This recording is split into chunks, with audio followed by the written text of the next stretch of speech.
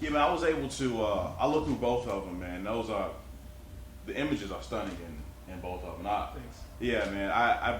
I mean, obviously, I don't get nails, but having nails has been like a huge thing. You know, like painting them and decorating them, and now they're just so lavish, man. You know, Yeah. like the kind of things that I see people doing with them. Yeah, I It mean, truly is incredible. I mean, I think it also deals, it deals with identity. Mhm.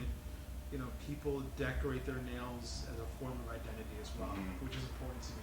Sure, And yeah. and again, like you have some people that decorate them with henna, some of them that decorate them with different designs and Mhm. patterns, and so it just depends. And you may have one culture that specifically deals with. It's so funny because you can, in certain communities, if you saw a woman with very long nails, you would automatically assume, and you would basically there would be some racial profiling that would be No happening. doubt, no doubt. And what's funny is that back in the Ming Dynasty, Mhm. men actually had men had very, very long nails, longer than the ones that Yeah. the women that you see that get profiled. Sure.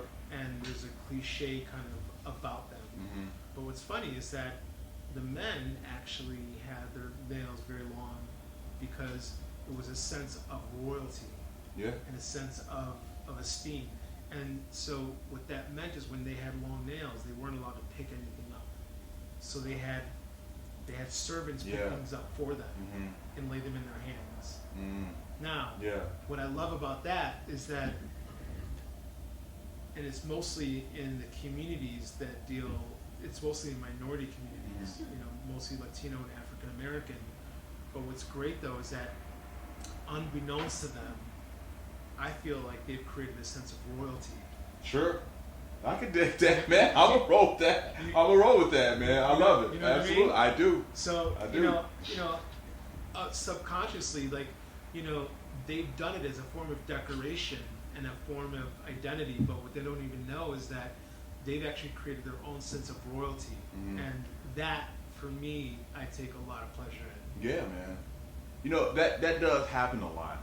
Just the whole profiling thing with certain things that may be very specific to one or two groups of people. Sure. And nails are a very particular thing. I talked to a guy named Damon Locks, man, and we talked about hair. It was just hair is another very specific thing, and it's just like I did a barbershop project, and again, it's when you're at the nail salon or the barbershop, and you're talking about very intimate details about your life with somebody that you hardly know sometimes, and it's part of that momentum of getting on an airplane and traveling for hours, and by the time you land, you just told a stranger your whole life story, and it's somebody that could be of different color, different race, but you bonded over something. Right.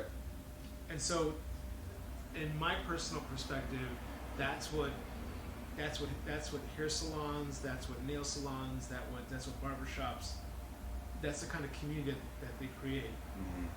And the idea of the community is something that's very important to me.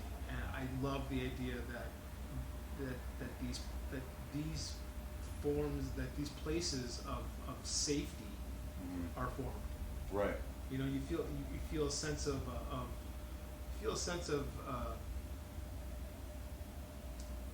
not really. You don't feel very protected. You feel in a safe environment where you can be yourself. Yeah, it's definitely community. It's community. Yeah. But when you can be yourself, that's the best feeling in the world. It is. Yeah. It is, because everyone's there for the same thing. Yeah. I go to the barber. I'm there to get a line. Like that's what I'm there for, and everybody else is there, and then we're all working. Probably. It doesn't matter. It doesn't matter economic status. Yeah, we're here to see that guy or that guy, and Yes. we're all getting our haircut. Yes. And that's cool. Yeah, and you can talk politics. You can chop it up and Right. and talk. 'Cause, we're all kind of equal at that moment. Yeah. We're all you're either sitting in the barber's chair or you're waiting to be seen. Sure.